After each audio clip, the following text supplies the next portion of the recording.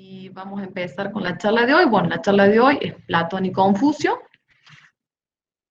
Y la charla de hoy, las temáticas que vamos a abordar van a ser la biografía de Platón, su filosofía y su enseñanza, Confucio, vida y obra también, y también sus enseñanzas, y luego hacer una comparación entre ambos como resumen final. Entonces yo les voy a ir dando la parte más de biografía, para que luego Franco haga su parte, su aporte en cuanto a las enseñanzas y el aporte filosófico que hizo cada uno de los filósofos. Bueno, vamos a empezar con Platón. Bueno, elegimos, es más antiguo Confucio, pero elegimos a Platón por el hecho de que por ahí quizás es más práctico comprenderlo que a Confucio. Entonces, bueno, elegimos empezar por él y después para poder seguir después con Confucio. Bueno, de Platón, ¿qué le podemos decir? En un primer momento, ustedes seguramente que lo que pueden conocer son sus diálogos, sus libros extensos, que bueno, y por la característica de transmitir su filosofía, de hacerlo a través de esta forma, a través del diálogo. Él elige el diálogo como una forma de transmitir la filosofía, de transmitir las enseñanzas, una forma de filosofar, considerando el diálogo como algo, como este puente que une a dos personas, y unas dos personas pueden conversar y unirse para poder ir buscando esas enseñanzas o poder llegar a esa verdad. Él hereda de su maestro, de Sócrates, que él utilizaba esta forma de diálogo para filosofar. Él la hereda y así se manifiesta en todos sus diálogos, de una manera que se pueda hacer también más didáctico, para poder ir entre preguntas guiadas, que todos sus diálogos se mantienen de esa manera, todos sus libros son en forma de diálogo, salvo uno, la Apología de Sócrates, todo el resto, su forma de escribir y su forma de transmitir una filosofía es a través del diálogo. Lo ve como una herramienta, como una forma de poder acercarnos a la filosofía y poder acercarnos a ciertas verdades, ciertos conocimientos de esa manera. Bien, vamos con algunos datos de su vida. Bueno, su nombre originario se decía que era Aristócles. Ese era su nombre y que de apodo le decían Platón.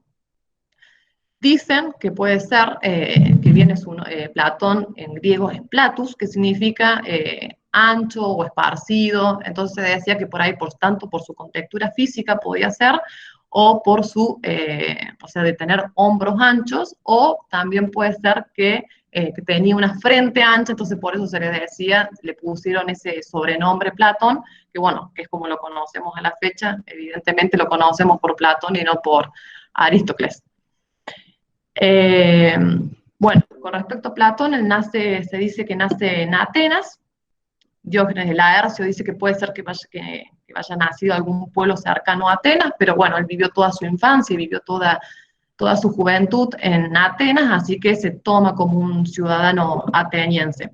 Además de que su familia pertenecía a la aristocracia ateniense, todo el linaje de su familia, tanto materna como paterno, entonces por eso se considera también un ciudadano ateniense. Su padre, que era Aristón, y su madre, que era Perictione, ambos de la nobleza de Atenas, donde se dice inclusive que su padre era descendiente de Codro, que Codro el descendiente del último rey de Atenas. Al igual que su madre, que también decía que la familia noble donde ella nació también pertenecía a las familias más arraigadas de Atenas. Platón son 4 hermanos, de los cuales, bueno, incluido Platón, tenemos a Glaucón, a Dimanto y Potona, que bueno, que en cierta forma su hermano Platón los inmortaliza en los diálogos, ya que en varios diálogos aparecen ellos como personajes.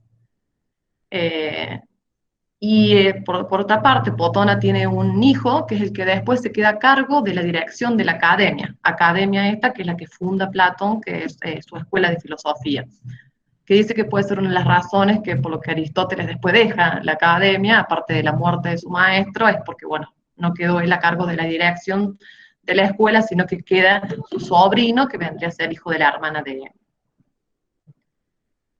de Platón. Bueno, en la fecha que él se dice que bueno, puede oscilar del 427 al 429 a.C., cuando nace Platón, y que, bueno, que fallece a los 81 años en el año 348.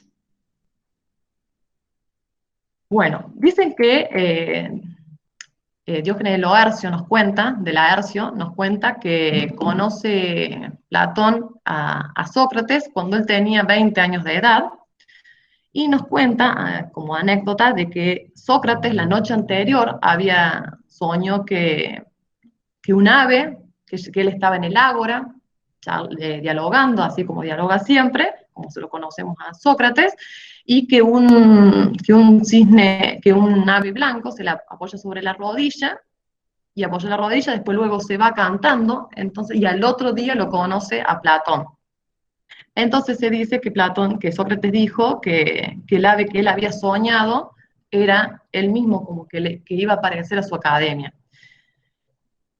Para muchas civilizaciones, el ave blanca, como el cisne blanco, como el ave Kalahansa en India, son aves que representan simbólicamente la sabiduría, la fidelidad. Entonces, en cierta forma, como que él pudo ya, Sócrates sintió que el próximo discípulo que iba a tener, que en este caso Platón, iba a mantenerse en cierta forma fiel a todas sus enseñanzas y, bueno, que fue fiel inclusive tanto así que todas sus obras, uno de los personajes principales es el mismo Sócrates, como uno de los que dialoga, que fue una forma también de reconocerlo, admirarlo e inmortalizarlo en todos sus diálogos. Platón está con Sócrates muchos años hasta que Sócrates es condenado.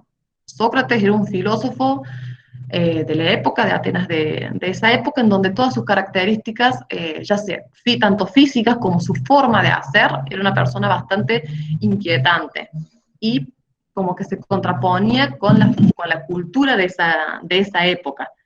Entonces se dice que aparte en esa época también estaban los otros filósofos que eran los sofistas, entonces en cierta forma decía como que chocaban con ellos por su forma tanto de enseñar como de sus formas de ver la filosofía, ya que se acostumbraba en esa época de que la filosofía se diera para algún grupo reducido, se cobraba por hacer filosofía, y cuando aparece Sócrates con su forma tan particular de dar filosofía, que él andaba caminando por el ágora, por Atenas, eh, dialogando con todo el mundo, y todos los jóvenes se le acercaban a él eh, para poder filosofar y poder llegar a estas verdades y estas enseñanzas que, que tenía Sócrates. Y muy importante de Sócrates, que luego después toma Platón, un método que él utilizaba era lo que conocemos como la mayéutica en sus diálogos. La mayéutica es de un término de mayeicus, que significa que lo toma de su madre, que era partera, porque decía que como las parteras eh, actuaban sobre el cuerpo de las mujeres al momento de sacar a su bebé y dar la luz a su bebé, de la misma manera Sócrates hacía con sus discípulos, con todos los que se le acercaban. Trabajaba como trabajaban las parteras en el cuerpo de las mujeres, trabajaba Sócrates sobre el alma de las personas. Y él trataba así, de indagando, preguntando, con preguntas guiadas, no al azar, lograr justamente esto, que saquen a la luz las verdades que cada uno, según él, tenía adentro. Esto también va en contraposición con los sofistas de la época, que hablaba Sócrates, decía que hay ciertos valores como la generosidad, la templanza, la justicia, la belleza, son valores atemporales. Los sofistas decían que no, que son valores circunstanciales que dependiendo de las costumbres y de la época que estén, digamos, se van a dar o no. Y Sócrates decía que no, que todas las personas en esencia son buenas y saben lo que es justo. El tema es que lo tienen como olvidado. Entonces lo que él a través de la mayéutica, a través del diálogo, busca la esencia de cada uno para otra vez sacar a la luz lo que son en realidad. Entonces, por esto también no eran muy compatibles con los sofistas, y bueno, y toda esta forma de hacer filosofía de Sócrates es lo que lo lleva a ser condenado, siendo que en esa época por las guerras que había, Atenas y demás, por los gobiernos de la época, se hizo una amnistía política, entonces por cuestiones políticas no podían ser condenados, entonces canalizaron su condena por, decía que corrompía a los jóvenes, y por otro lado decían que Sócrates como que no respetaba las divinidades de la época, eh, y que ninguna de las dos cosas eran, porque todos los jóvenes se le acercaban a él y nunca en uno de sus diálogos de Platón, que habla sobre la condena en la apología también, que habla sobre la condena de Sócrates, ningún padre nunca fue a decir nada en contra de que corrompían a sus hijos, y con respecto a las deidades, él respetaba a todas las deidades, nada que siempre él apelaba a su daimon, que se conoce, que su daimon es tan solo apelar a su conciencia. Entonces, mal interpretado eso, se decía como que él te hacía, generaba nuevos dioses, y en realidad él hablaba de su propia conciencia. Y entonces, bueno, es condenado en el año 399, se condena a beber cicuta, muere, entonces ante esto, Platón se aleja de Atenas. Esa frase que dice sabio entre los sabios que muere por ideales es como se expresaba Platón hacia su discípulo. Lo vamos a ver tanto en sus escritos, con la forma que admiraba y cómo él consideraba que era esa figura de maestro, esa figura de sabio, de filósofo, y también Jenofonte escribe, así también lo ven la figura de Sócrates como el maestro, el sabio, que lucha por sus ideales, porque él, ante su condena de muerte, como que todos sus discípulos lo querían persuadir para que él se huyera, para el que se fuera, para que no se aptara para poder salvarse, y él admitió y no se fue de su postura, la postura que él tenía, la defendió hasta la muerte, como se dice. Y así es que, bueno, así quedó condenado a muerte, muere Sócrates, y Platón lo deja, Platón deja Atenas y empieza a viajar. Viaja por diferentes países, él dice que viaja, bueno, por India, dice que viaja por Egipto para encontrarse con sabios, con adivinos, luego dice que también viaja, bueno, a Italia, donde se encuentra con diferentes círculos pitagóricos, bueno, viaja así por diferentes países hasta que vuelve a Atenas. Uno de sus viajes más relevantes es el que cuando va a Siracusa, uno de los viajes de los más importantes es el de cuando él viaja a Siracusa. ¿Por qué? Porque en Siracusa conoce al gobernante de la época y él como que quería o intentaba poder ver que a través de la filosofía él podía llevar a cabo su teoría de filósofos reyes, que bueno, que eso es lo que van después a explayarse con Franco. Pero bueno, él después vuelve de nuevo a Atenas y en el año 387 funda su academia. Él viaja varias veces a Siracusa, a Italia, con esta idea de poder a un gobernante educarlo, se puede decir, para poder llevar a cabo lo que él consideraba como una sociedad ideal. Obviamente que de varios intentos no se pudo llevar a cabo, entonces él lo vamos a ver reflejado tanto en su libro La República y por fundar la academia, justamente con esta visión de su república ideal, su república de que según él las personas aptas para poder gobernar eran los filósofos, porque él decía que para poder gobernar, que es el tecnicismo de la política se le llama, que dice no cualquier persona puede gobernar. Para una persona, para poder gobernar, tiene que ser una persona que sea primero instruida, digamos, formalmente, varios años de instrucción, y a su vez también sea una persona que tenga y quiera buscar la verdad. Si no, es un 50%, digamos. Entonces, por eso él crea la academia, pero crea la academia también con esta visión. Él crea la academia para poder que bueno, había varios estudios de la academia, había urbanistas, arquitectos, matemáticos, astrónomos, todos eran parte de la academia, pero a su vez también él decía que los primeros años eran de un estudio formal, y ya después, los años siguientes, eran este estudio de la filosofía, este búsqueda de la verdad. porque decía que la persona que se podía gobernar a sí mismo y podía conocerse a sí mismo es la persona que luego puede llegar a gobernar al resto y puede ser gobernante de una polis. Entonces justamente él veía eso, la educación para poder saber qué es lo justo, tanto para el individuo, una formación individual, para luego ver qué es lo justo en el Estado. Y así, bueno, entonces como forma la academia en el año 387, y él está muchos años ahí dando clases en la academia, así como si fuese una facultad, y luego él comienza a viajar hasta que luego vuelve otra vez a la academia y ya se queda ahí hasta su muerte, que se queda escribiendo y filosofando con sus discípulos. Algo también lindo, digamos, de él y todo que podamos ver en todos sus libros, es que recurre en varias oportunidades a los mitos. Los mitos en este sentido. Bueno, hay una frase de Sócrates que dice, creer en ellos es un hermoso riesgo, porque la verdad es que verlo así al mito justamente es poder verlo como el mito en el concepto de mito de su origen, que el mito como esto de poder transmitir una verdad o una esencia a través de manera simbólica, porque hay por ahí ciertos conceptos, ciertas temáticas que abordarlas de una manera racional o una manera conceptual, como que nos quedaríamos cortos, se puede decir. Entonces, él recurre al mito para poder hablar de ciertas cosas por ahí más elevadas, para que uno busque elevarse uno y no bajarla y conceptualizarla y perder la esencia de la enseñanza. Y porque por ahí hay cosas que por ahí decirlas de una manera, transmitirlas de una manera así más racional, es más difícil tanto poder transmitirla como también poder entenderla.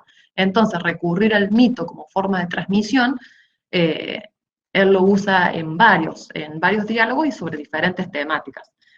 Y es así que tenemos este cuatro tipos de clases de mito, que los encontramos en diferentes libros, mitos sobre las teogonías, sobre los cosmogónicos, antropológicos, ontológicos, psicológicos y sociopolíticos. Los mitos teológicos, bueno, vemos, por ejemplo, en el banquete, cuando él crea a Eros, los teológicos, teogonías, digamos, es cómo surgen los diferentes dioses.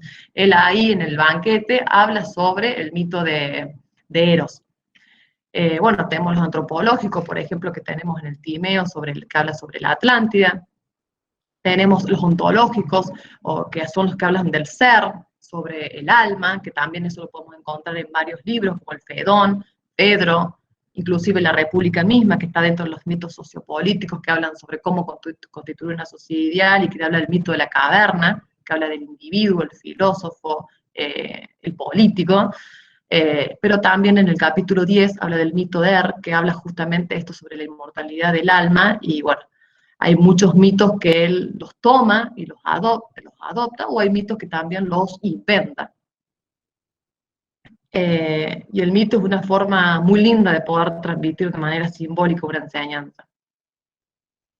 Y por último, los diálogos platónicos, justamente es esto, es una forma que busca de filosofar, y es la forma de unir a dos personas, como este puente, digamos, que une a dos personas. Une desde el alma, digamos, es desde el alma, la mente, al corazón del otro. Esa es la idea de poder dialogar. Y los diálogos de Platón, como le decía, y filosofar con la amable astucia del inquietante Sócrates. Porque todos los diálogos de Platón, sí, todos, prácticamente todos, siempre tienen la figura de Sócrates como el protagonista principal. Sócrates es el que guía el diálogo, porque cuando él hace las preguntas y todo para empezar a filosofar, no son preguntas al azar, sino que él va guiando los diálogos para poder cada uno llegar a la verdad de lo que le preguntan. Le planteaban diferentes cosas y él, en lugar de contestárselas, iba haciendo que el otro llegue a través de las preguntas a la respuesta. Y dentro de los diálogos platónicos, bueno, que también una forma de inmortalizar y agradecer a su maestro fue que él apareciera siempre en todos sus diálogos, y dentro de los diálogos platónicos podemos encontrar 4 periodos, se puede decir que, bueno, son los primeros los socráticos, de transición, de madurez y de vejez. En los primeros, en los primeros diálogos, en los socráticos de transición, se ve más marcada como en los diálogos, él recurre a la figura de Sócrates como protagonista, pero también con esa forma de ser de Sócrates, el que es inquietante, con astucia, con ironía. Entonces todos los primeros diálogos los vemos que tiene ese tinte, y después ya en su madurez y su vejez ya vemos los diálogos que son más con las características propias de Platón y sus ideas y ya su forma de ser, digamos, más innata. Y bueno, en la madurez es donde encontramos sus diálogos más conocidos, que son, bueno, el banquete, la república, Fedón, y bueno, y él recurre justamente al diálogo por esto que comentaba al principio, porque dice que es la forma que uno puede transmitir una idea, pero sabiendo que como que el otro la conoce, entonces sacar a la luz una verdad que el otro ya la tiene innata, pero bueno, tan solo lo que hay que hacer, que bueno, que él también nombre la reminiscencia, es volver al recuerdo, digamos, para poder recordar, para volver a traer a la luz. Bueno, así que esta fue la primera parte de lo que es la parte de la vida, digamos, de Platón, y bueno, ahora con Franco van a ver la segunda parte, que es la de las enseñanzas. Bueno, vamos a continuar con la parte de las enseñanzas de las enseñanzas de Platón. Como les contaba Jesús, Platón enseña a través del diálogo. Es una de las características principales que tiene este filósofo griego. Cuando estudiamos a las distintas escuelas de filosofía, a la manera clásica que dio la historia, que hoy tenemos registros, o a los filósofos, o distintas culturas y civilizaciones, siempre hay 3 ejes sobre los cuales se puede hacer un estudio comparativo, y son 3 ejes que por lo general todos los filósofos van a compartir. Entonces nos sirven para sostener el estudio y profundizar de manera sólida. Estos ejes son: ¿cuál es la cosmovisión que ve el filósofo, la escuela de filosofía o la cultura en general que se está estudiando? ¿Cómo perciben? Con la cosmovisión quiero decir cómo ven al universo, cómo ven la creación del universo, la naturaleza, las leyes naturales, cuál es el lugar de cada ser, de cada individuo en la naturaleza.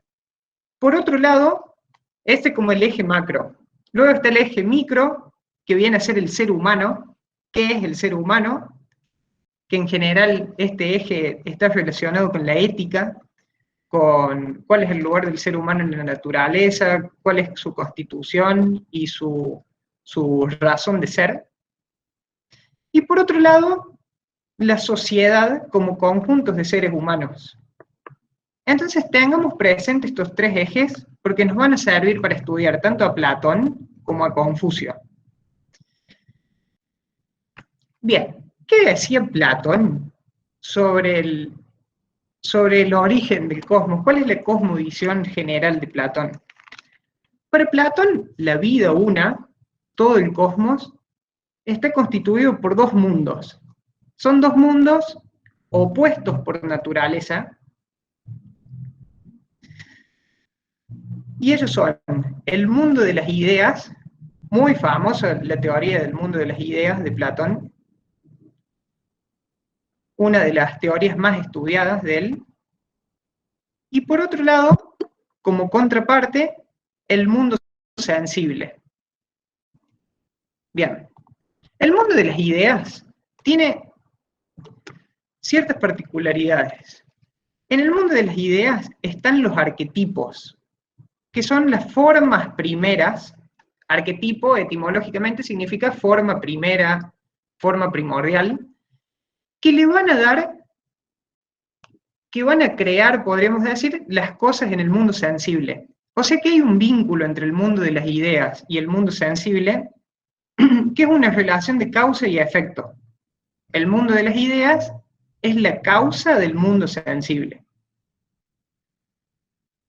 En este mundo de las ideas en sí son atemporales, trascendentales, son imperecederas y son esenciales, son simples además. Las ideas tienen la característica de ser simples, muy importante eso, porque no tienen partes, son simples porque están unificadas, son una. ¿Qué es característica de los sabios por lo general y de la sabiduría en general? De que son simples. Las enseñanzas y la forma de transmitir las cosas son simples. Bien. Y el mundo sensible tiene las características opuestas. En el mundo sensible, las cosas están sujetas al continuo devenir, están sujetas a los ciclos del tiempo, entonces las cosas nacen, crecen, se desarrollan y mueren. Las cosas son efímeras en el mundo de lo sensible y son un reflejo del mundo de las ideas. Fíjense, acá en este esquema hicimos una línea que divide, digamos, el mundo de las ideas con el mundo sensible. Las cosas que pertenecen al mundo del sensible, o mundo manifestado también lo conocemos, provienen del mundo de las ideas, son un reflejo. Las ideas, a su vez, además de ser la causa de que las cosas se manifiesten, son las que le dan sentido. Las ideas dan sentido a la existencia. En términos generales, podríamos decir que este es el plano del existir y este es el plano del ser, o de la esencia y la existencia. Un ejemplo que se suele utilizar es ver un árbol y ver la sombra del árbol. La sombra sería el mundo manifestado y el árbol sería el mundo, lo que está en el mundo de las ideas. Si uno ve la sombra, puede darse una idea de que hay un árbol que la genera, pero el árbol no es la sombra. Están como en esa relación análoga, las ideas con las cosas. O, por ejemplo, cuando nos vemos en el reflejo de un espejo, el espejo permite que yo me refleje, que yo que me estoy viendo me refleje. Pero yo soy otra cosa, que no es lo que está en la imagen, digamos. Si el espejo dejara de existir, yo sigo siendo. Pero si yo dejo de ser, el reflejo desaparece. O sea que también las cosas dependen del mundo de las ideas. Por ser el mundo de las ideas la causa, están unidas de esa forma. Bien. A todo esto, ¿dónde entra el ser humano?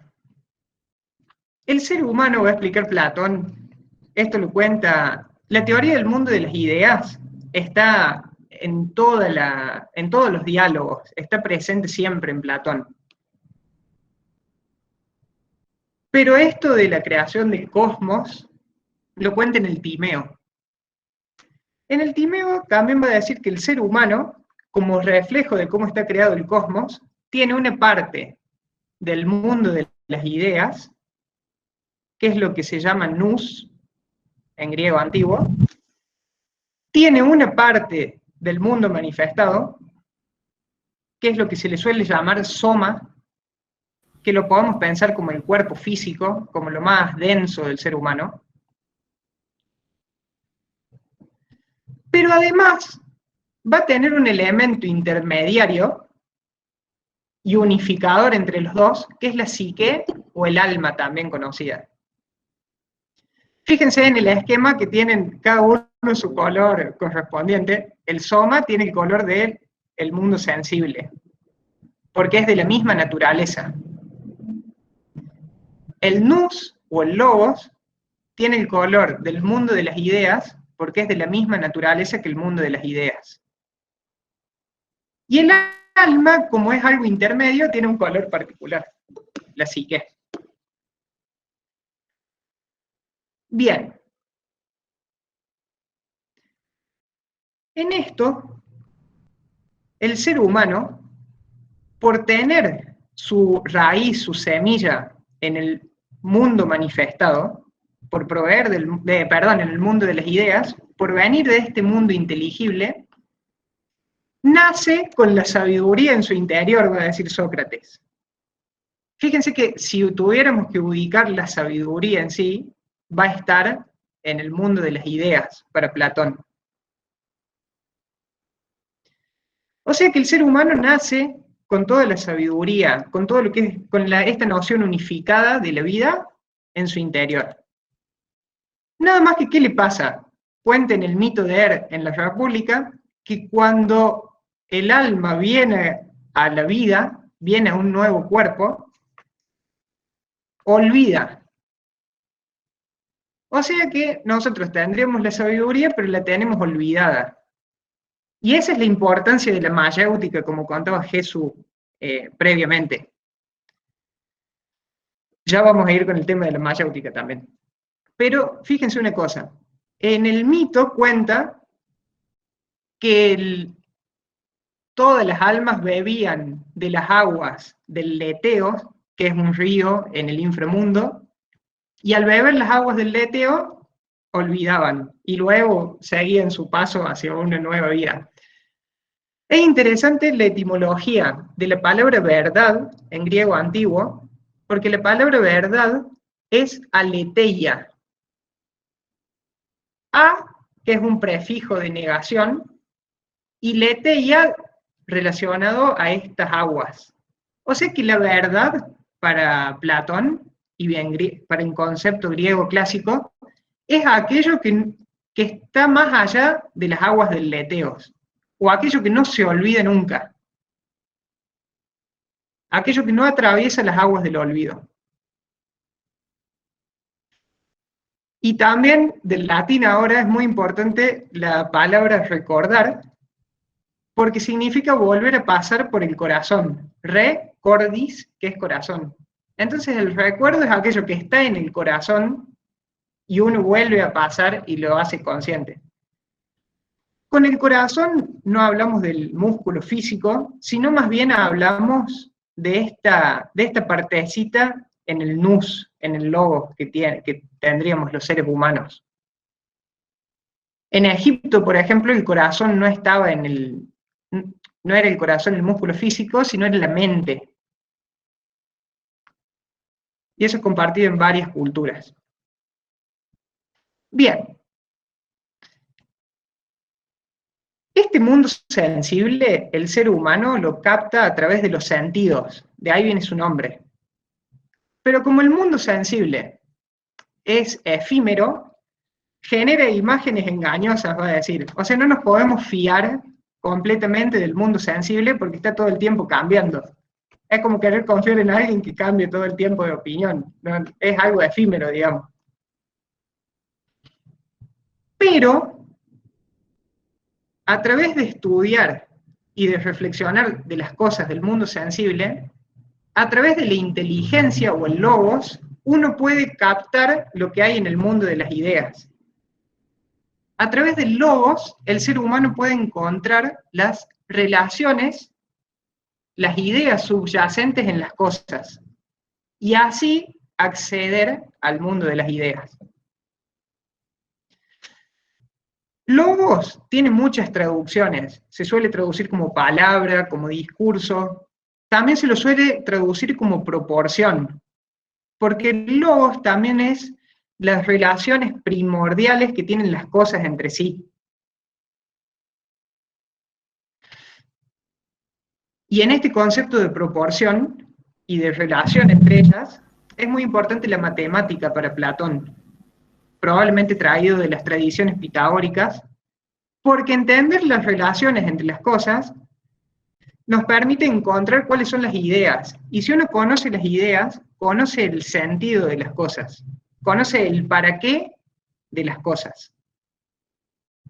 En el límite, si uno conoce, o en la medida que uno profundiza en uno, también conoce el para qué de la existencia humana. Y de esa forma también el para qué de las sociedades. Bien, para dar este paso, o sea, digamos, la caída sería como un movimiento de olvido, y la subida sería un movimiento de recuerdo. Para hacer este paso, Platón dice que lo fundamental es la educación, y se va a centrar mucho en la educación. La educación, ¿qué va a buscar? Que el ser humano recuerde. La educación no va a buscar traer nada desde afuera, sino más bien educir, que de ahí viene educar, desde adentro. Y a través del diálogo. Fíjense que ahora, después de haber charlado un poco sobre logos, hablar de diálogos cambia, no es solamente una conversación o una charla. Diálogos, para Platón, es a través del logos.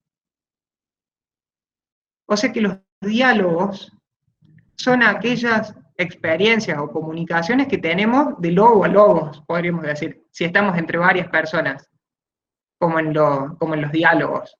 Pero esto también es algo que puede hacer el ser humano con uno mismo. Y esa es la esencia de la educación en el límite, que uno mismo aprenda a dialogar con su daimon, como contaba Jesús.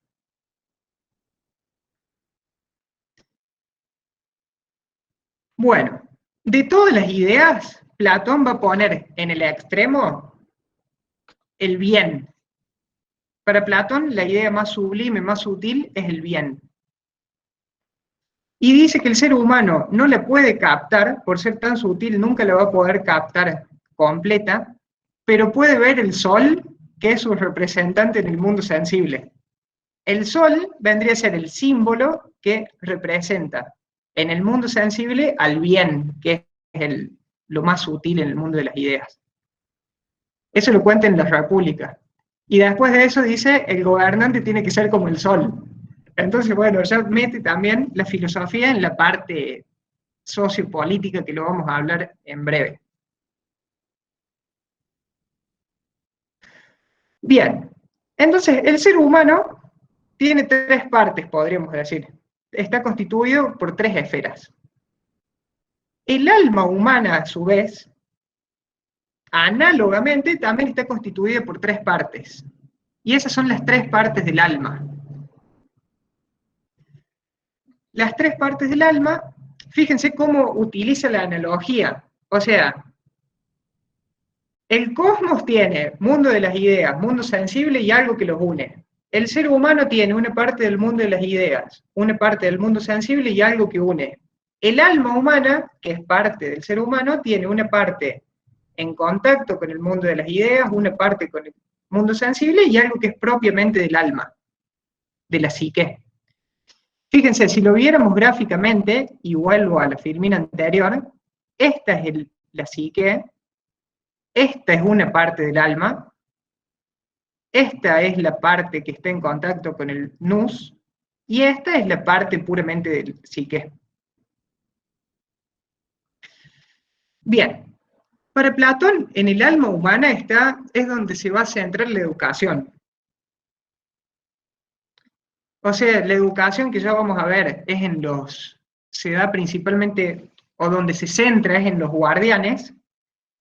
Es análogo en la sociedad los guardianes a los que trabajan la psique, los que estudian y reflexionan y trabajan lo que pasa en el alma. Ya lo vamos a charlar. El alma entonces tiene tres partes. El alma lógica, fíjense el nombre por estar en contacto con el logos. El alma irascible. Y el alma concupiscible, que es la que está en contacto con el soma, con lo más denso del cuerpo físico. ¿Qué características tiene cada una? En el alma concupiscible están los instintos y las pasiones, podríamos decir. Si quisiera, esto lo hablamos, fíjense que lo esquematizamos mentalmente, pero decimos están ahí como si los ubicáramos en una habitación. No están así, están todas relacionadas entre sí, pero nos ayuda a entender. El alma concupiscible entonces es donde van a estar las pasiones y los instintos. Lo más, podremos decir, animal del ser humano, lo más denso, lo que compartimos con los animales en mayor medida. Bueno, y por la naturaleza de los instintos y de las pasiones, que son como reacciones que el mismo cuerpo tiene, Platón va a decir que hay una virtud que se tiene que trabajar en esta parte del alma, que es la templanza. Y la templanza es la mesura, encontrar la medida en todas las cosas. Encontrar el justo medio de las cosas y mantenerlo. Luego el alma irascible es donde están mayormente las emociones. Y es la parte del alma donde están los deseos también. Los deseos es todo aquello que nos va a generar, que generaría un apego, ya sea deseo al mundo sensible o deseo al mundo de las ideas también. O deseo, por ejemplo, no sé, de ser famoso, esas cosas también, por más que sean sutiles los deseos, estarían en esta parte. Y el alma irascible tiene la cualidad de ser como el aire. Si uno quisiera pensarlo con elementos de la naturaleza, sería como el aire. Que las emociones tienen de aire mucho.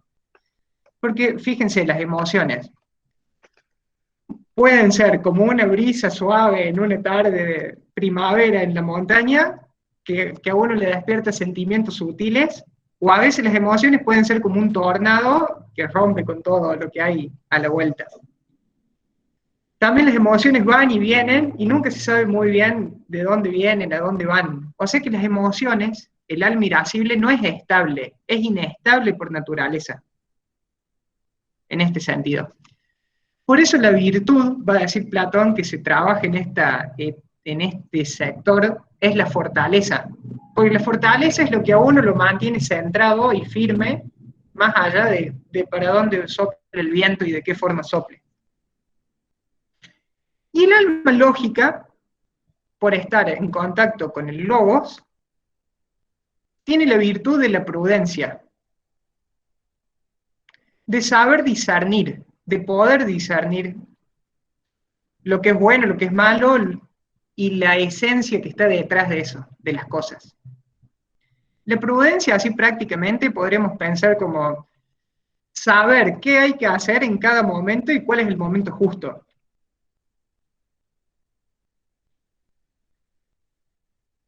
Bien.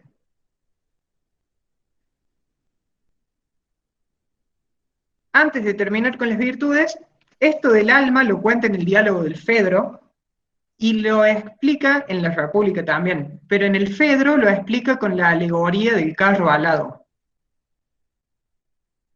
Platón va a decir que el ser humano en un momento andaba en un carro que volaba, el ser humano sería todo, ¿no es cierto? Los caballos y el que conduce también. En un momento volaba y estaba cercano a los dioses, hasta que pierde las alas y emprende una caída. Entonces en la caída, este carro va a estar tirado por un caballo blanco y por un caballo negro. Cada caballo representaría uno al alma concupiscible y el otro al alma irascible. Cada caballo. ¿Qué va a decir Platón? Que cada caballo quiere ir por su lado. Fíjense, el alma concupiscible, por ser más físico, más terrenal, no le gusta moverse, más bien le gusta estar quieto. En cambio, el alma irascible, por ser más como el aire, bueno, le gusta más el movimiento. Cada uno tiene intereses particulares. Pero el auriga, que es el que conduce, que vendría a simbolizar el alma lógica, debe ser aquella que tenga las riendas de los dos caballos, los armonice a los dos y los haga ir en una dirección, los alinea a los caballos. Cuando el alma lógica logra alinear a los caballos y llevarlos, logra conducir este carro alado, ahí es que le salen las alas y vuelve a emprender un viaje hacia lo elevado, digamos. ¿Qué significa eso? Que emprendería un viaje hacia el mundo de las ideas, conectándolo con la filmina anterior. Por lo general, en los símbolos, todo lo que tenga que ver con alas y con el sol, con brillo, va a hacer referencia al mundo de las ideas de Platón. A ver, según la cultura en lo que se vea, pero el mundo de las ideas o el plano del ser que hace relación las alas y las plumas, o el sol, tiene que ver con esto, con lo atemporal, con lo trascendente. Bien, cuando el alma lógica gobierna sobre las otras dos, alinea a las otras dos, se da la justicia en el ser humano, dentro del ser humano. Para Platón, ¿qué es la justicia? Que cada cosa cumpla con su lugar, cumpla con su trabajo. Ese es el concepto de la justicia, que cada cosa esté en su lugar, cumpliendo la función que tiene que hacer. Entonces, en uno mismo, la justicia se da cuando el alma lógica, que es la que tiene que gobernar, manda, y cuando estas dos la escuchan y la siguen. Bueno, y ahí aparece la cuarta virtud para Platón, que es la justicia. Entonces estas son las 4 virtudes cardinales que después pasan en la Edad Media con ese nombre. Y estas 4 virtudes ya vienen del pitagorismo también. Justicia, templanza, fortaleza y prudencia. ¿Qué es esto? Entonces que uno cuando se armoniza a sí mismo y se gobierna a sí mismo, emprende el camino hacia el mundo de las ideas, podríamos decir.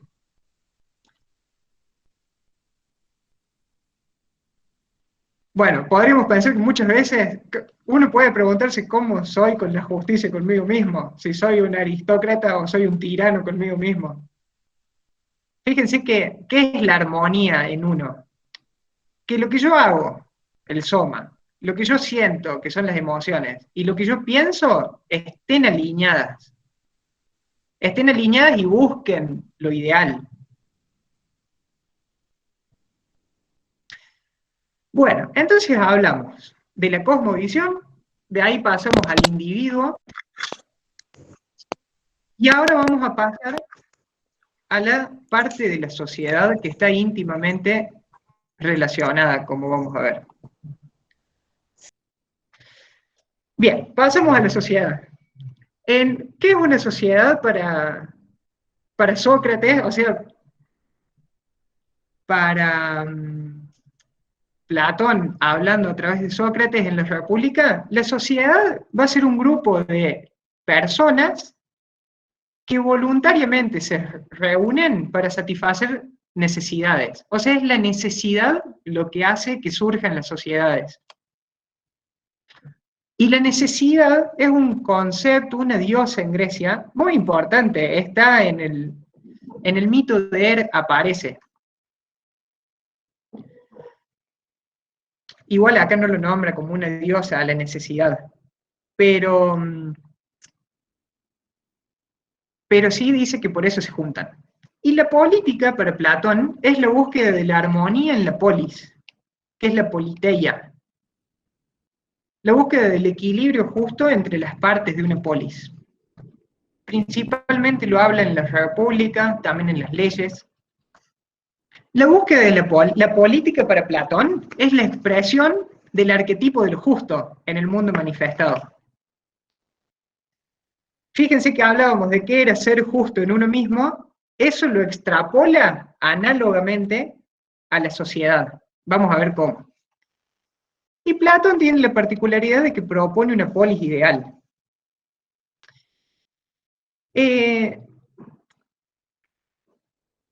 Fíjense que una de las grandes obras de Platón, más allá de los diálogos, de la academia, es volcar la filosofía a la sociedad. Ananke es, muchas gracias. Sí, Ananke es la diosa de la necesidad. Volviendo, Platón lo que hace es volcar la filosofía a la sociedad. Antes se reflexionaba sobre cómo debe ser uno, cómo es el cosmos, cuáles son las leyes, y Platón agarra esto y lo lleva para proponer una polis ideal. ¿Cómo va a estar organizada esta polis para Platón? Recuerden que nos estamos juntando por necesidad. las necesidades no solo son del soma, sino también va a haber necesidades de la psique y va a haber necesidades del nous. Fíjense que el ser humano tiene un instinto de eternidad en su seno que busca salir y busca ser satisfecho también. Para Platón, juntarse en sociedad tiene la ventaja de que cada persona puede especializarse en un trabajo particular, entonces entre todos, cada uno hace su parte especializándose, entonces la polis en sí, como una sola entidad, es especializada, tiende a lo ideal. Platón va a ver en la sociedad 4 clases sociales, que muy importante destacar acá, que las clases sociales nada tienen que ver con una categoría socioeconómica, nada tiene que ver, más bien con una vocación. Platón va a decir que cada individuo va a estar en una clase social según las habilidades que tenga, según aquello con lo que se identifica. O sea que en esta polis ideal, alguien que es agricultor nunca querría ser guardián porque no se identifican con las mismas cosas. Por ejemplo, o alguien que es comerciante no querría ser sabio. No sé, es una forma de pensarlo. Pero en esta polis ideal, bueno, cada uno estaría en su lugar. Los agricultores y los artesanos serían aquellos que trabajan con la tierra y que producen todo lo necesario para la vida. Son artesanos, creadores, moldeadores. Y fíjense que tienen que tener sus virtudes propias, sus características. No es sencillo saber cuándo sembrar, hay que conocer los ciclos del tiempo. Los artesanos tienen que tener la habilidad de captar una idea y plasmarla después. Los comerciantes serían aquellos que movilizan la polis. ¿Por qué? Porque llevarían los objetos de los agricultores y de los artesanos de un lado al otro. Los comerciantes serían como la sangre de la polis, sangre en el sentido de lo que le da movimiento. Y fíjense que el dinero en sí, o las ciudades se movilizan hoy por el dinero, podríamos pensar. Fíjense que cuando las economías se estancan, los países también se estancan. No crecen, no se mueven, quedan quietos. Y luego estarían los guardianes. Que los guardianes para Platón no tendríamos que pensarlos como policías o patobicas o guardias de seguridad, sino más bien como guardianes de los valores de la polis, guardianes de las virtudes. La virtud es esencial en Platón, para el ser humano.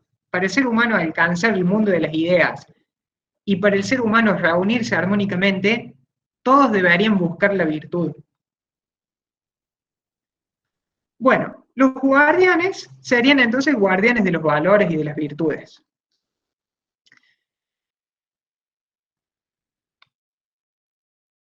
Y de los guardianes, los mejores guardianes, luego serían los sabios y los gobernantes. O sea, los gobernantes saldrían de los guardianes. Bien, algunas cosas a tener en consideración acá. Guardianes y sabios, o guardianes y gobernantes para Platón, no deberían tener propiedad privada, por ejemplo, cuando plantea la sociedad. Porque eso podría hacer que buscaran más bien un fin personal que el bien común de la polis. Imagínense, dice Sócrates, que un comerciante fuera el gobernante, haría de la polis una empresa, por ejemplo. Recuerden que la polis, ¿cuál es la base de esta polis ideal? Que cada ser humano se desarrolle como ser humano. O sea, que logre alcanzar la armonía y vendría a ser como un gran grupo humano buscando el mundo de las ideas, buscando el bien, que es la idea principal para Platón. ¿Y cómo se da la justicia en la polis? Que cada uno haga lo que le corresponde y lo haga bien. O sea, que el agricultor sea agricultor y que el gobernante sea gobernante. Y todos los niveles intermedios. Muy interesante el concepto de justicia, porque no, la justicia global, la justicia social, dependería de que cada uno fuera justo. Si uno no es justo con uno mismo, tampoco va a ser justo al estar en sociedad. Bueno, vamos a pasar más rápido porque se nos va a hacer tarde si no. Platón va a decir que la educación es la base para esto, tanto para la polis ideal, para que se logre la polis ideal, como para que el ser humano logre ser humano. Y va a hablar específicamente de la educación de los guardianes.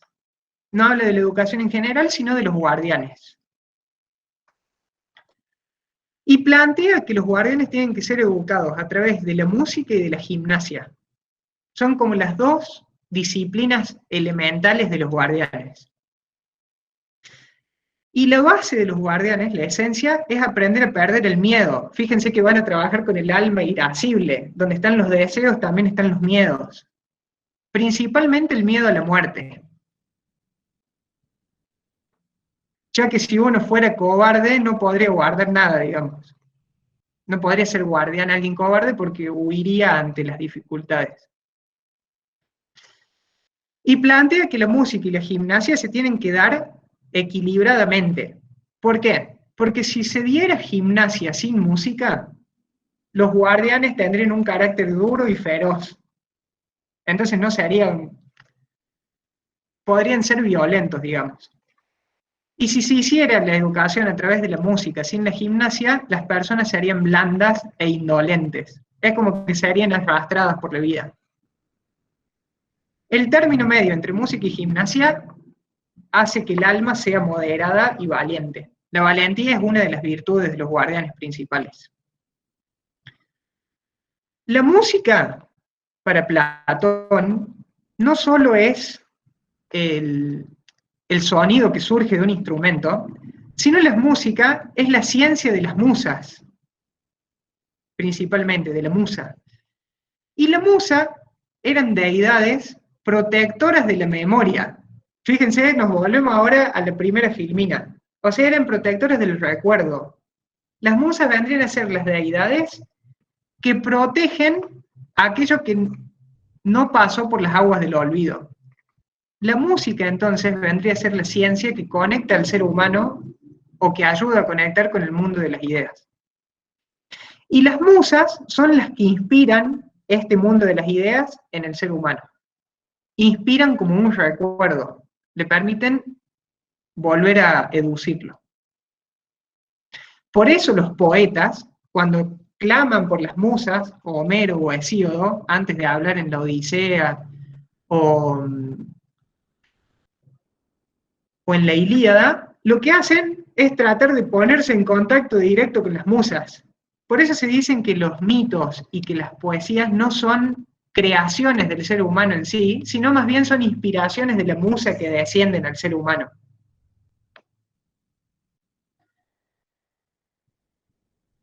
Bien, y había 5 ciencias que iban a estudiar los guardianes. Esto no vamos a profundizar, pero las traje porque son interesantes ver: la matemática, la geometría, la astronomía, la música nuevamente y la dialéctica. La dialéctica es el arte de aprender a dialogar, y es la última que se aprende, porque si uno aprende a dialogar antes de ser ético, puede ser un peligro para la sociedad, va a decir Platón, porque se puede volver un manipulador. Y la matemática no es hacer cuentas, sino es buscar la esencia de las cosas. Viniendo de la tradición pitagórica, los números eran como dioses, eran seres en el mundo de las ideas. Y la matemática es estudiar los vínculos entre estos.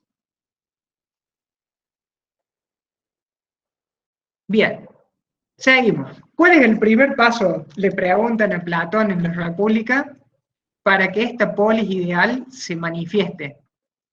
El primer cambio, dice Platón, debería ser que los gobernantes sean filósofos o que los filósofos sean gobernantes. Fíjense, que el que gobierna sea filósofo o que empiecen a gobernar los filósofos. Bueno, pero para entender un poquito mejor esto, vamos a ver las tres características de los filósofos. ¿Quiénes serían los filósofos en este sentido? Todo aquel que busque profundizar, todo aquel que busque las ideas en las cosas, las causas de las cosas manifestadas. Son aquellos que aman la verdad, dice, y aman la ciencia, entonces están dispuestos a profundizar para encontrarlas. Un filósofo nunca podría ser superficial para Platón, nunca podría quedarse en las cosas manifestadas, sino tendría que buscar las causas, las leyes. Otra característica es que tienen que tener una vista penetrante. Claro, si no, no van a poder profundizar. Para captar las ideas, plasmarlas y velar por ellas. O sea, no es solo traerlas, sino es captarlas, crearlas en el mundo manifestado, ahí está el rol intermediario del ser humano, y protegerlas. Bien, y en una oración muy linda dice que la diferencia entre un filósofo y un curioso es que el curioso ve las cosas bellas, mientras el filósofo busca lo bello en las cosas. Muy sutil con las palabras, pero elemental el cambio en la oración. El que ve las cosas bellas se queda sobre la superficie de las cosas. El que busca lo bello va a encontrar lo arquetípico en todo. La idea de la vista es un medio para alcanzar la sabiduría para los griegos. La vista y la sabiduría estaban ligadas. Por eso, por ejemplo, el búho es el símbolo que está siempre con Atenea, que es la diosa de la sabiduría. Porque puede ver por la noche y puede ver 360 grados alrededor.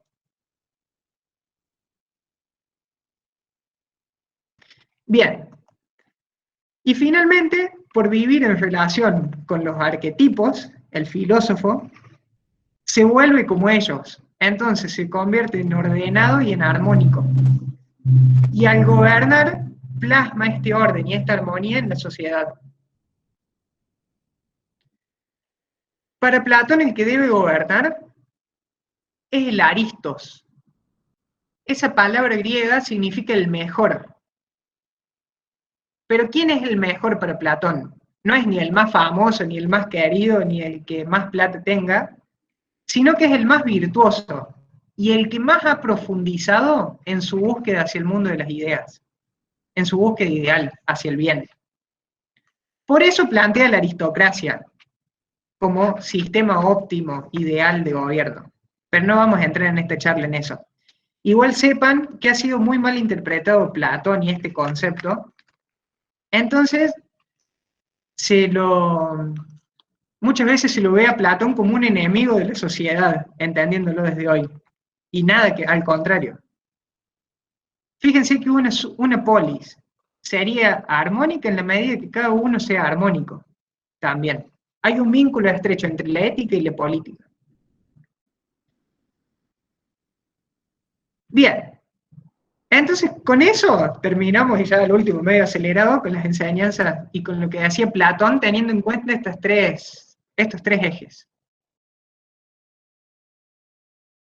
Bueno, Confucio, bueno, muy parecido a lo que ya hablaba Franco en su momento, el confucianismo, que es una corriente filosófica y pensamiento filosófico que estuvo imperante en China por 2500 años, y surge todo este movimiento filosófico a través de la figura de Confucio.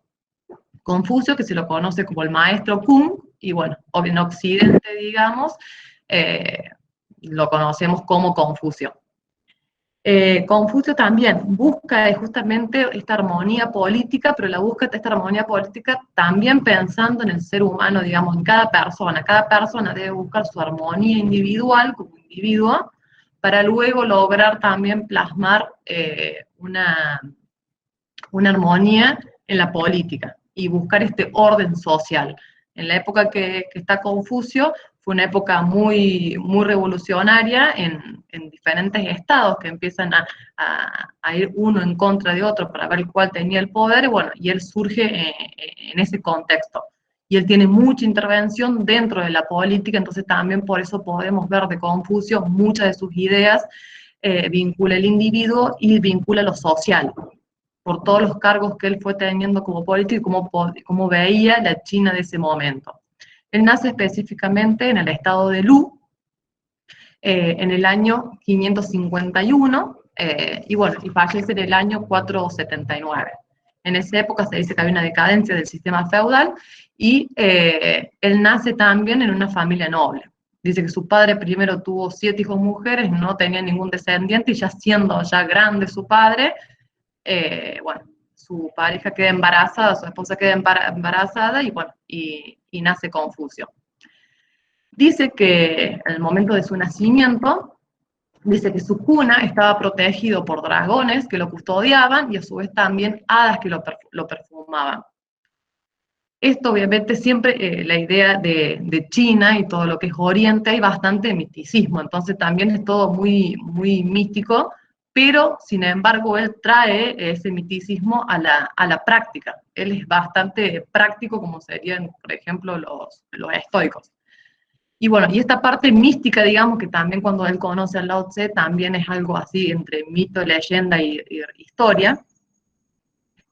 Bueno, los dragones para China siempre simbolizan justamente eso, simbolizan la sabiduría, y a su vez también los dragones que están con alas, que como explicaba recién Franco, simbolizan lo que puede conectar lo celeste con lo terrestre.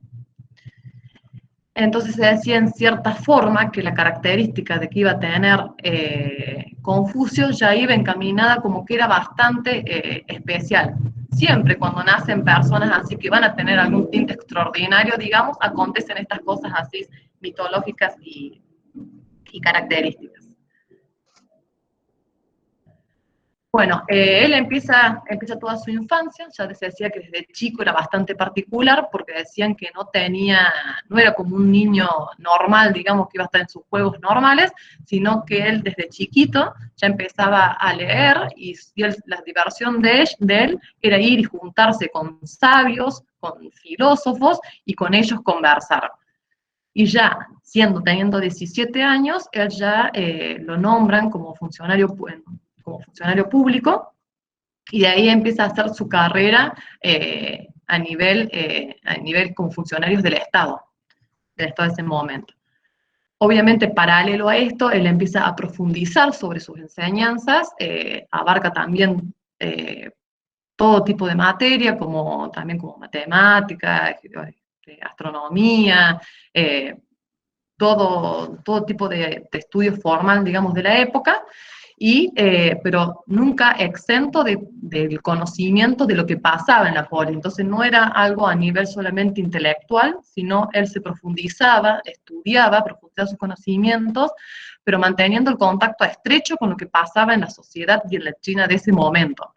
Y él preocupado justamente por esto, preocupado por todos los ciudadanos y el ser humano, y también preocupado por la forma de gobernar, buscando también esta idea de que, bueno, después ya Franco le va a comentar, esta idea de la persona que sea gobernante, es la persona justa, la que haga lo mejor para sus ciudadanos. Entonces, bueno, él empieza a tener diferentes cargos públicos, y después empieza a hacer unos viajes, y cuando él empieza a viajar, empieza a estar en contacto también con otros filósofos, y empieza a estar en contacto con otros estados de China.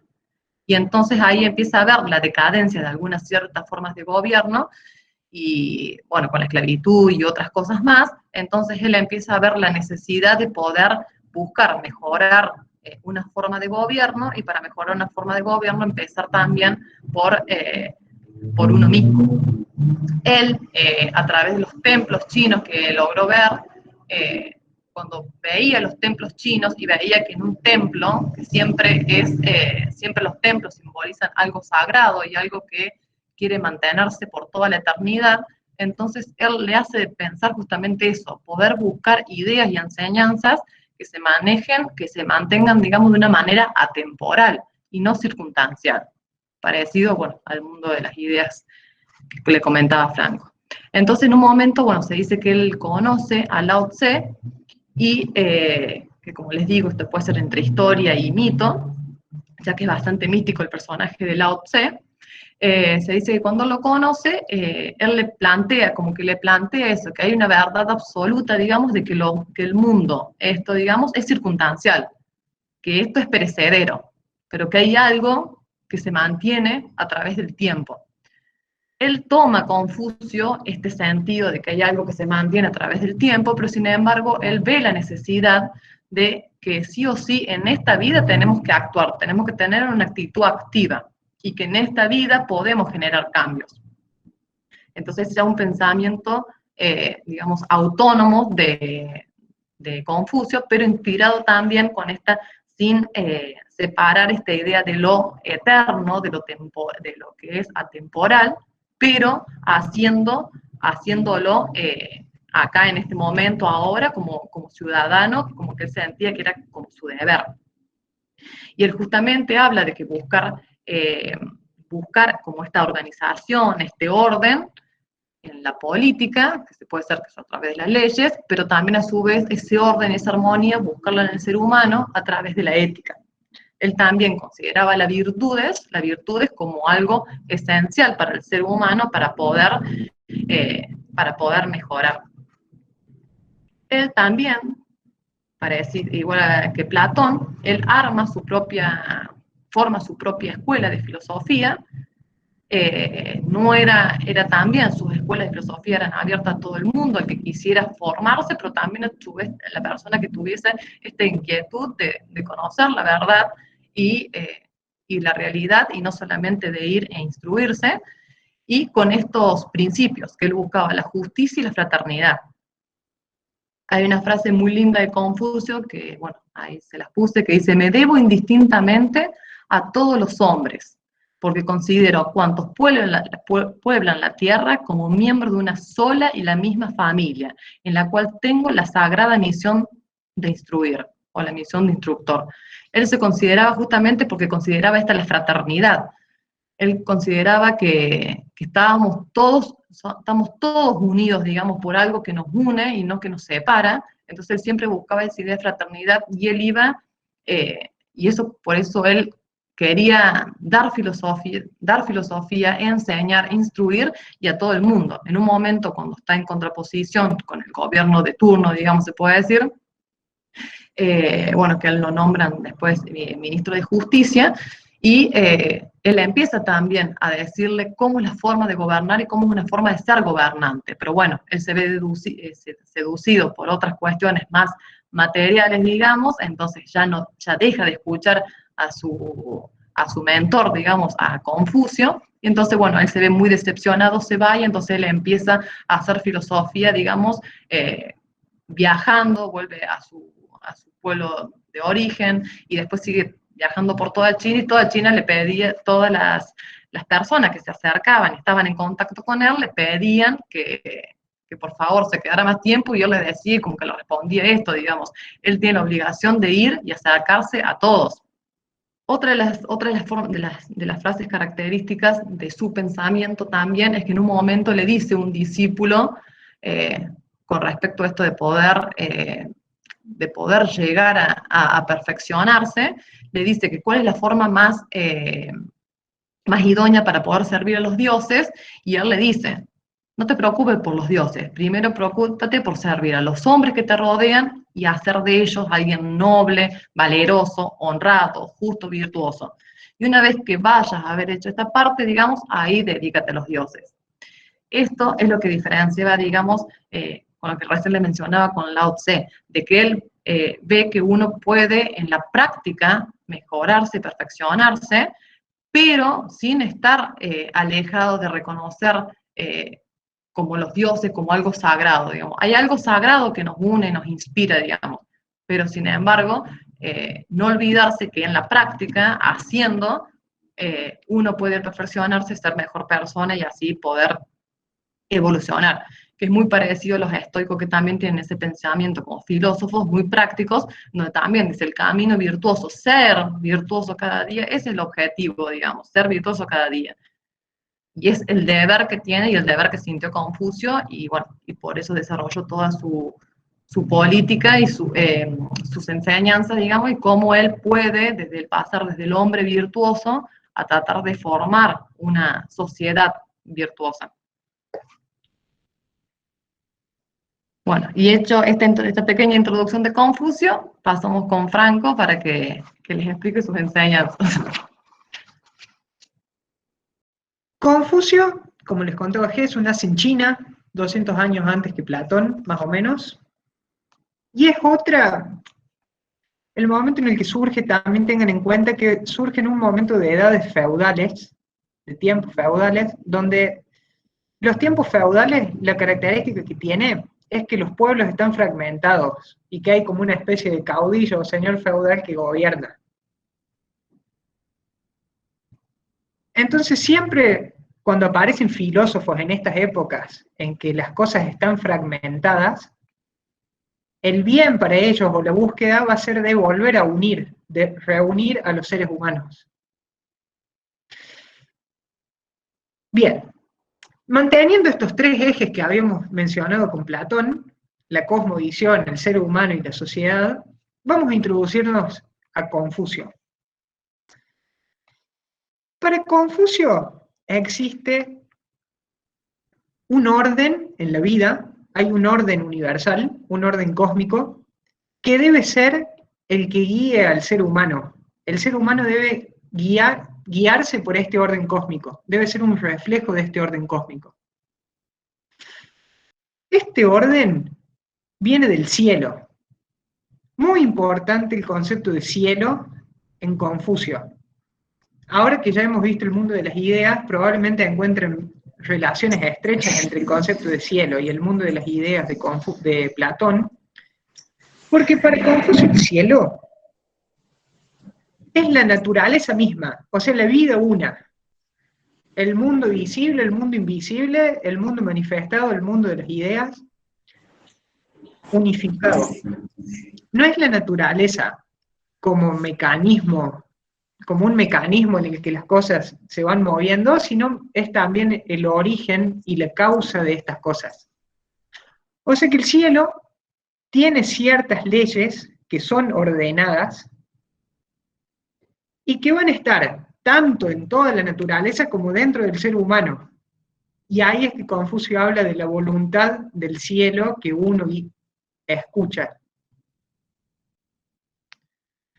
Uno oiría la voluntad del cielo y cumpliría con eso. Ese es como el objetivo de Confucio para el ser humano. Y la armonía sería plasmar estas leyes del cielo en la tierra. Este orden celeste en la tierra. Y miren cómo lo define en uno de las analectas. Dice, el cielo no habla con palabras, sino que habla a través de la alternancia de las 4 estaciones y del desarrollo de todos los seres. O sea, ¿qué dice acá? Que uno puede comprender el cielo si estudia o si profundiza en las leyes que muestra. O sea, él no habla directamente, pero tiene las leyes, todas las cosas nacen, mueren, viven, se desarrollan. Si uno profundiza sobre los fenómenos, que sería equivalente a profundizar en las cosas, uno puede captar esto. Fíjense, cuando habla de la alternancia de las 4 estaciones, el número 4 en los ciclos es algo muy característico en todas las culturas, que las cosas en el mundo manifestado, en la Tierra, responden al número 4. Hay 4 etapas de la vida, 4 elementos, 4 etapas en los ciclos, y los ciclos, fíjense que se lo puede ver análoga y fractalmente en distintas escalas. O sea, podemos decir que cada día tiene un amanecer, un mediodía, un atardecer y una medianoche. Así como cada año tiene una primavera, un verano, un otoño y un invierno. Y así como el ser humano tiene un nacimiento, una juventud, una madurez y una vejez. Chao, Sebastián, muchas gracias. Bien, entonces, para Confucio, el concepto del orden es importantísimo. Fundamental el concepto de orden. Entonces nos podemos preguntar qué es el orden, que un poco lo hemos hablado con Platón ya. El orden no es una estructura organizativa o esquemática de cómo las cosas deben ser, sino el orden es el lugar donde cada cosa es útil. O sea, ser ordenado es descubrir el lugar en el que las cosas son útiles, sirven para un propósito.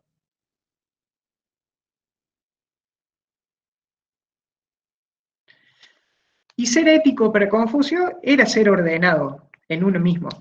No piensen ordenado solamente de tener la casa limpia y los libros rectos, sino ordenado en el sentido de que su cuerpo físico sería su cuerpo físico, sus emociones cumplirían las cosas de las emociones. Y el ser humano buscaría en sí la virtud, el camino de la virtud. Ya vamos a hablar un poco más de la virtud también, porque en Platón no profundizamos mucho, pero sí mantiene la idea del perfeccionamiento continuo, Confucio. Para Confucio, cada día se debe ser un poquito mejor que ayer. Y así sucesivamente. Cada día un poquito mejor, bueno, en el límite vamos a ser perfectos, digamos, vamos a ser ideales. Y la ética, entonces, para Confucio es la ciencia, podríamos decir, que busca armonizar al ser humano. No va a hacer tanto análisis como Platón en el individuo mismo, no va a hablar mucho ni de emociones, de físico, de pensamientos, pero sí va a hablar del orden y de la virtud. Y que lo principal que debe buscar el ser humano, sobre todo analizándolo éticamente, es el bien y la justicia.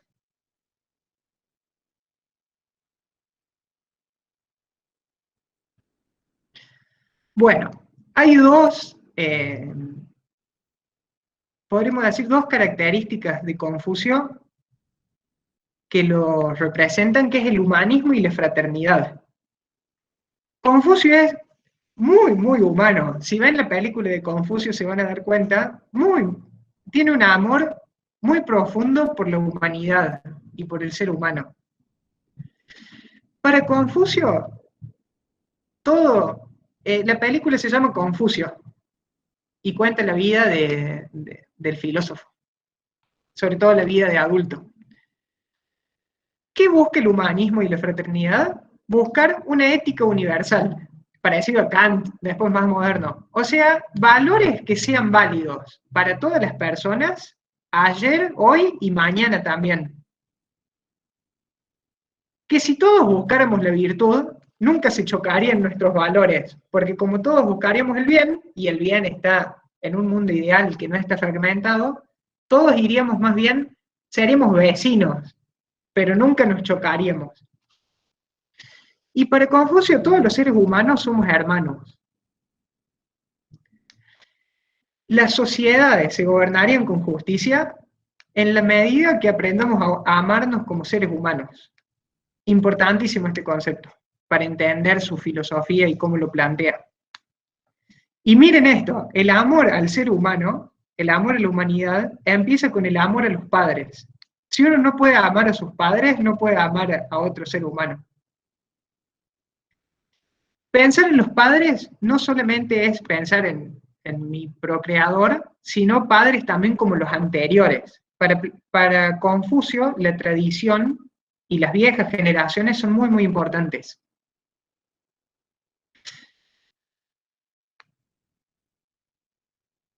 Bien, y lo que persiguen son estos valores que les hemos comentado como valores atemporales. Estos valores atemporales, por ser válidos tanto hoy como en China hace 2600 años, estarían en el cielo para Confucio, serían parte de la voluntad del cielo, o el ser humano los podría captar por venir de la voluntad del cielo.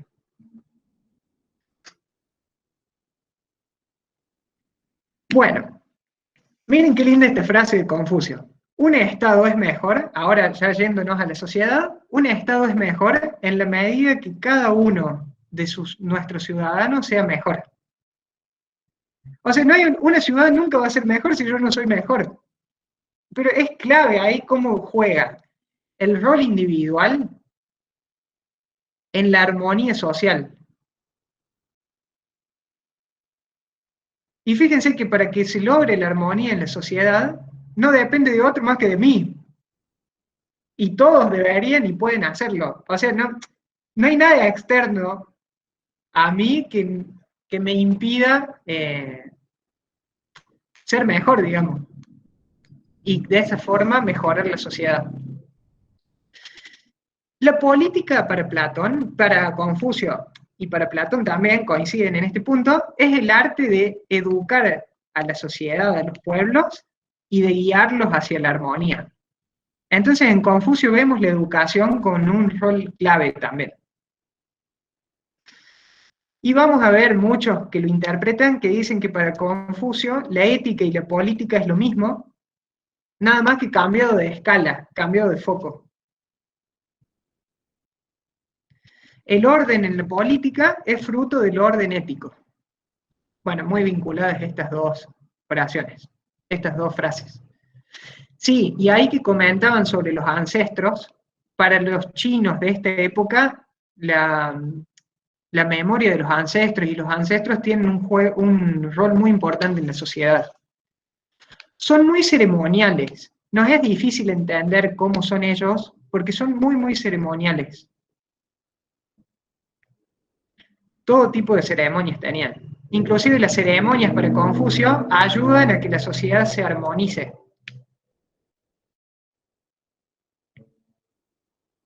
Bueno, pero para que se dé este paso de la ética a la política, Confucio va a decir que existe algo así como el sendero Hu, o el camino del medio. Confucio lo nombra el camino del medio y también lo vamos a ver en otras tradiciones filosóficas, orientales y de Occidente también. ¿Qué sería el sendero del medio? El sendero Hu sería el camino de la virtud. Para uno ser ético y que la política sea ordenada, es el camino de la virtud, es una formación basada en la virtud. Y estos caracteres chinos que les puse acá son la palabra sendero Hu, camino del medio. Miren este símbolo, para hablar del camino del medio, podemos intuir que el camino recto, el que une lo de abajo con lo de arriba, de 3 caminos posibles, es el del medio.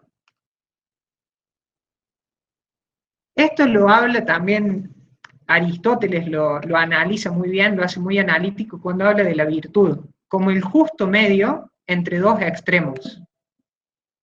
El equilibrio entre los extremos. ¿Qué es un justo medio? Por ejemplo, imagínense que ponemos la virtud de la valentía como un ejemplo. O sea, la valentía sería un punto justo donde uno es valiente. Si uno tiene un exceso de valentía, tendría temeridad. Y si uno tiene falta de valentía, sería cobarde. Pero fíjense que el justo medio que plantean como virtud no es de decir, bueno, un día soy cobarde y un día soy valiente. O de decir, la mitad del tiempo, 50% cobarde, 50% temeroso, entonces entre los dos nos equilibramos. Es un punto que supera a los dos opuestos. Bueno, y este camino también, esta idea de la virtud y de la integridad, se la suele encontrar como el Li, con el nombre de un concepto que es Li.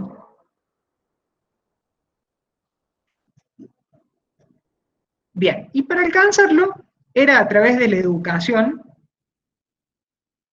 A ver, perdón, antes de volver, ¿será porque los extremos son graduaciones del punto medio? Sí, es así, o sea, uno nunca se va a un extremo completamente o al otro extremo completamente, sino siempre va a estar entre graduaciones. Los extremos también son ilusorios, porque como decían, los extremos en el fondo siempre se tocan, O sea, si uno me voy más al extremo, vuelvo al otro punto.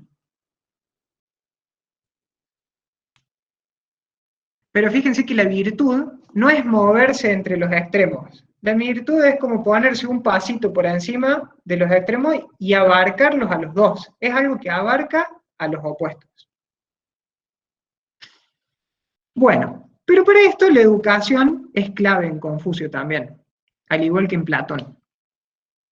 Y sobre todo la educación basada en los clásicos. Imagínense que hablamos de Confucio como un clásico de hace 2600 años, ellos ya estudiaban a los clásicos de 2000 años para atrás. Fíjense cómo se van concatenando la sabiduría en el tiempo.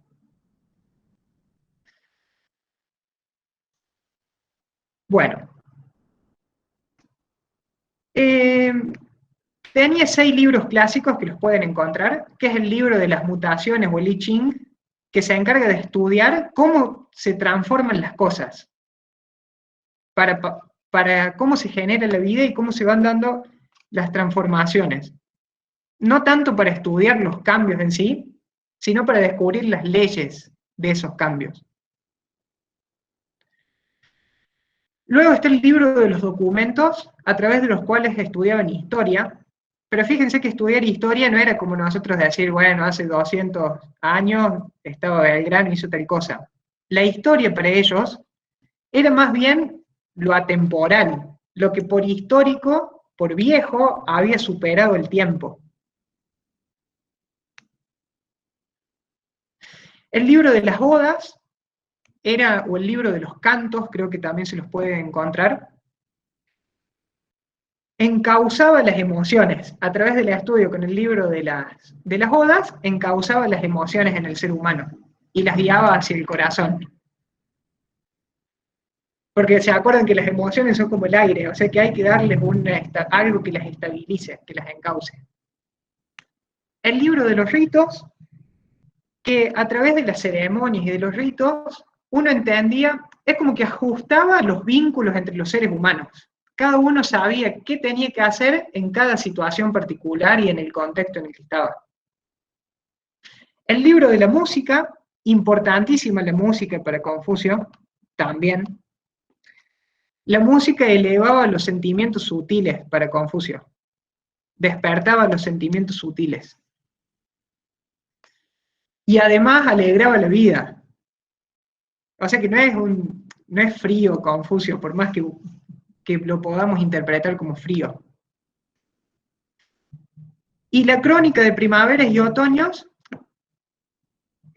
cuenta la historia del estado de Lu, que es como la provincia, equivalente a la provincia donde él vivió.